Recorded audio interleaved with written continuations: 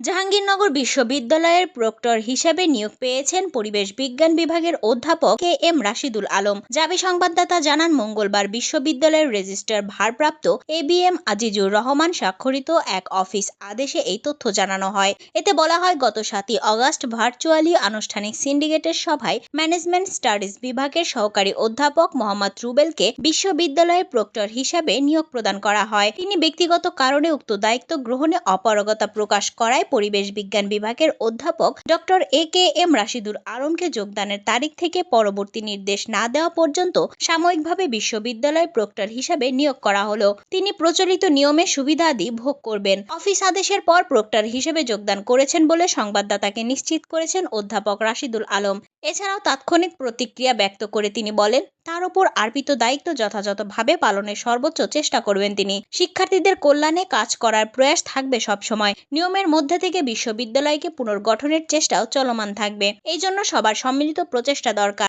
বিশ্ববিদ্যালয়ের শিক্ষক শিক্ষার্থী সহ সকল স্টেক হোল্ডারকে সহযোগিতার কামনা করেন তিনি। উল্লেখ্য, অধ্যাপক রাশিদুল আলম 2002 সালে পরিবেশ বিজ্ঞান বিভাগে প্রভাষক হিসেবে যোগদান করেন। 2005 সালে সহকারী অধ্যাপক হিসেবে, 2014 সালে সহযোগী অধ্যাপক এবং 2018 সালে অধ্যাপক পদে উন্নীত হন। রাশিদুল আলম জাপানের হক্কাইডো বিশ্ববিদ্যালয়ে graduate school of environmental science থেকে পিএইচডি ডিগ্রি অর্জন করেছেন।